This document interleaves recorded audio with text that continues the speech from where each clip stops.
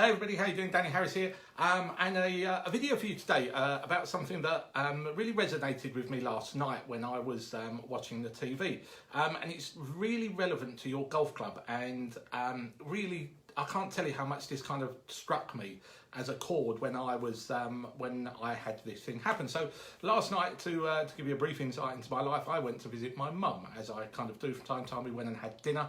I went to her house to have dinner, and my mum then decided to go out, which was a bit of a, I don't quite know how that works. You know, you go and visit someone, they go out. But anyway, she had to go out and pop and visit someone.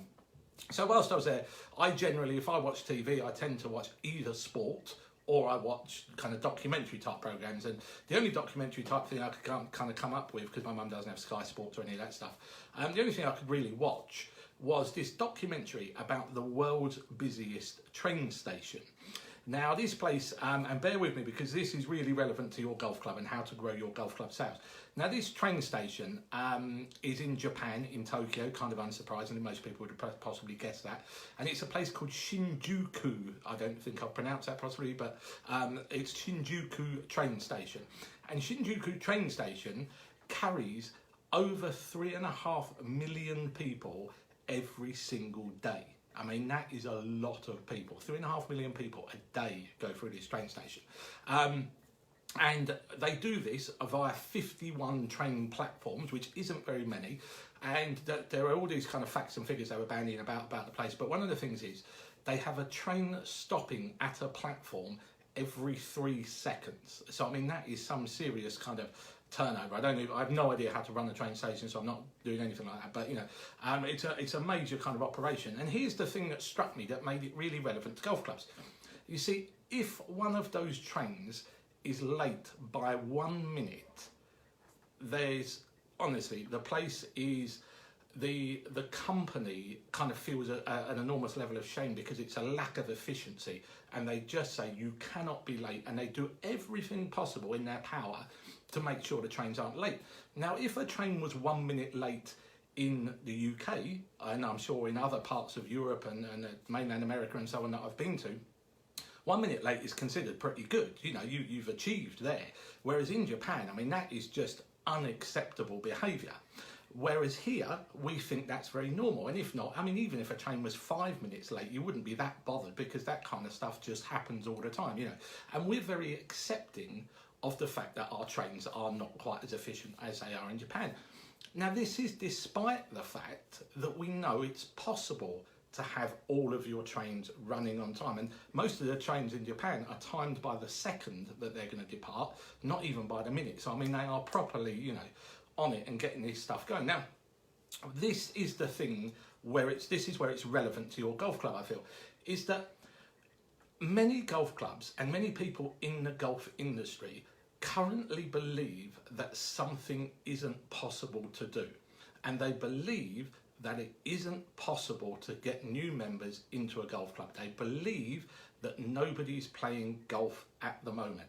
And very much the same as this Japanese station, there are people out there that are proving that is fundamentally a wrong thing to believe. You are believing something that just isn't factual. A bit like in the UK, we believe it's acceptable for trains to run 5-10 minutes late. In Japan, they will not accept that as a fact. So they've done everything in their power, and therefore they have a much more efficient system. And it's not just this Shinjuku station where trains run to the second. It's, you know, pretty much across the country, I believe, that trains are timed to the second, not to the minute.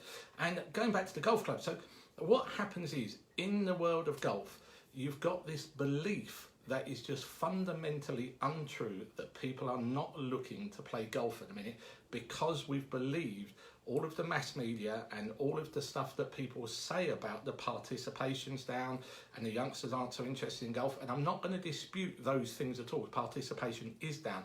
Youngsters are a challenging market. But at the same time, there are still lots and lots and lots of people who love to play golf, love it the way it is. Should it innovate and find like the 2020 version of 2020 cricket version of golf? Yes, potentially. I'm not going to knock that, and I'm sure at some point someone will come up with something, and that will be great. But there are enough people you can focus on who are doing the right things and there are enough people that you can focus on who want to play golf as it is, want to be members of golf clubs. But what happens is people are paralysed with the fear that they believe this kind of naysayer fear, the mass media fear, that they just believe what people are telling them. The same way that in the UK we believe that trains cannot run to an efficient time, and it's just fundamentally wrong. Now, it's been a bit of a weird video that I'm kind of making here, but I hope you get the point that there's a belief within the golf industry that you can't get new members, that all golf clubs are destined to fail. And sadly, I've read a story only about an hour ago, another golf club not a million miles away from me has sadly gone under. But then when I looked at that golf club, you look at their website, it's like a 1980s website, a 1990s website, I don't know what it was, but it's horrific. Their Facebook page was as good as non-existent. Everything on their website that they had was about discount, and you just can't afford to do these things. So do yourself a favour, forget believing all of the rubbish that people are telling you about people who don't want to play golf and aren't interested in playing golf, and just actually, kind of open your eyes to what's actually real in your area. And I promise you, wherever you are, anywhere in the world, there are plenty of people looking to join a golf club right now. So all you need to do is go out and find them. Hope that makes sense. Any questions, as always, don't be shy, send me a message. And if you know anyone that you think might be interested in this video, or might be able to get something from it, feel free to share them, tag them in the post, do whatever you fancy. But I will leave you with that, and I look forward to seeing you in another video very soon. Bye-bye for now.